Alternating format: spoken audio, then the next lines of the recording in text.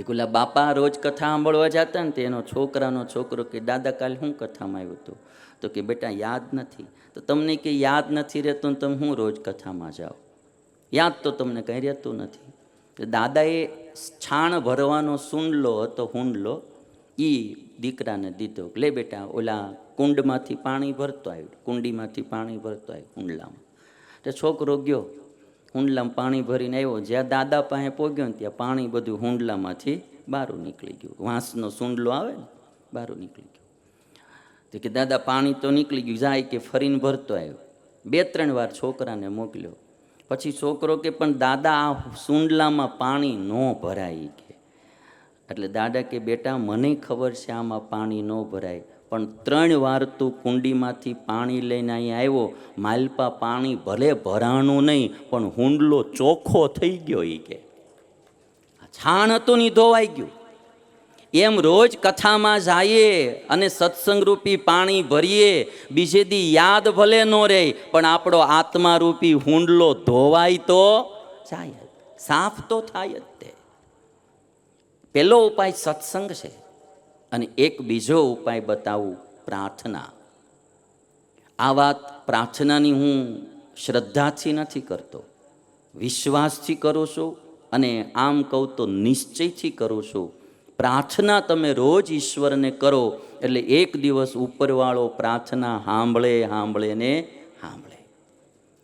હજી આપણે બીજી ત્રીજી કોઈ મોડી પ્રાર્થના કરતા હોય તો ન સાંભળે.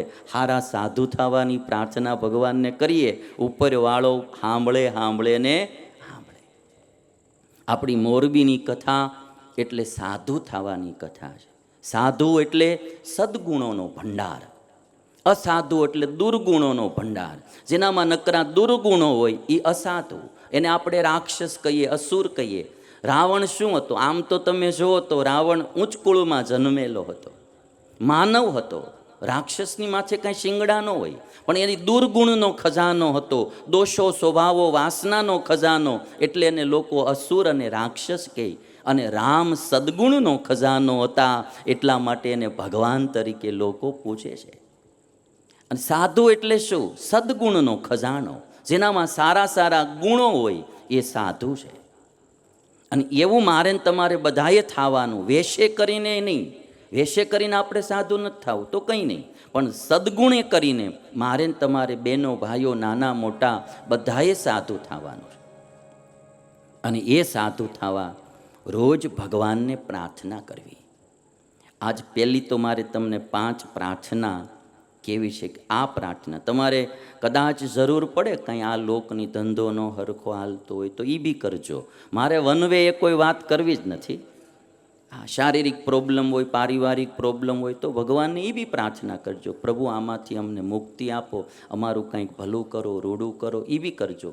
પણ સાથે સાથે આત્મકલ્યાણની 5 પ્રાર્થના મારે તમને આજ બતાવવી છે.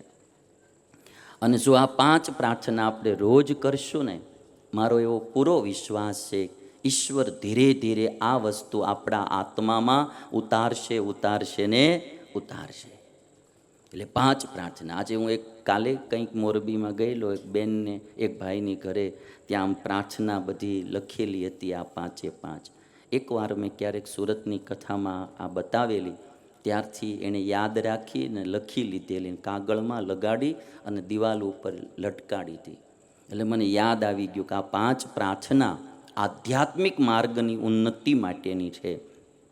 તો આપણે બધા જોઈએ સૌથી પહેલાં આ 5 પ્રાર્થનાઓ. પહેલી પ્રાર્થના, એક તો આ જે કંઈ માયામાંથી બનેલું, ભૌતિક તત્વમાંથી બનેલી વસ્તુ છે, અને એનાથી ઉપર તત્વ છે આત્મા અને પરમાત્મા. આ 2 તત્વો બહુ સૂક્ષ્મ છે. આત્મા બી સૂક્ષ્મ તત્વ છે, પરમાત્મા બી સૂક્ષ્મ તત્વ છે. હું તમે બધાએ જાણીએ છીએ કે આત્મા છે, ડૉક્ટરો આખું શરીર વીખી નાખે પણ ડૉક્ટરના હાથમાં આત્મા ન આવે. જાણે છે બધા કે કંઈક તત્વ આમાં છે, એ જતું રહે પછી નથી દેખાતું, નથી સંભળાતું, નથી કોઈ અનુભવ થતો, કોઈ ક્રિયા નથી થતી, શરીર શબ બની જાય છે. કંઈક તત્વ છે જેને ચેતન તત્વ કહેવામાં આવે, આત્મ તત્વ કહેવામાં આવે. એ જતું રહે એટલે માણસને તરત બાળી દેવામાં આવે છે. પણ એ તત્વ ડૉક્ટર આખું શરીર વીખી નાખે પણ એને ક્યાંય દેખાતું નથી. સૂક્ષ્મ તત્વ છે. અને પરમાત્મા તત્વ તો એનાથી બી સૂક્ષ્મ છે. ઉપનિષદો બોલે અણોરણિયાન મહતો મહિયાન. સૂક્ષ્મ કરતાં પણ સૂક્ષ્મતમ જે છે એ પરમાત્મા છે.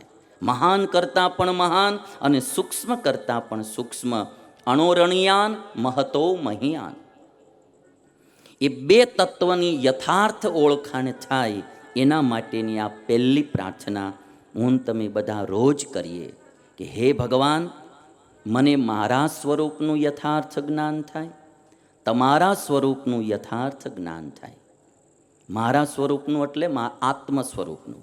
હે ભગવાન, મને મારા સ્વરૂપનું યથાર્થ જ્ઞાન થાય, તમારા સ્વરૂપનું યથાર્થ જ્ઞાન થાય અને બંનેના મિલનમાં વિઘ્ન કરનારી માયા થકી મને પર કરજો. આ બેયના મિલનમાં વિઘ્ન કરનારી માયા છે, એ માયાથી મને પર કરજો. માયાથી છેટો રાખજો એમ નહીં, એનાથી મને ઉપર ઉઠાવજો. ગમે એવા માયાના યોગ થાય પણ મારી વૃત્તિ એમાં ન લેવાય એવો મને કરજો. એનાથી છેટું રહેવું એ જુદું થયું ને એનાથી પર થવું એ જુદું થયું. ગમે એવો ખાવાના પદાર્થોનો યોગ થાય પણ માણસને ખાવામાં વૃત્તિ જાય જ નહીં. ગમે એવા રૂપનો યોગ થાય પણ એની આંખની વૃત્તિ ક્યાંય ખેંચાય જ નહીં. એ માણસ માયાથી પર થયો કહેવાય.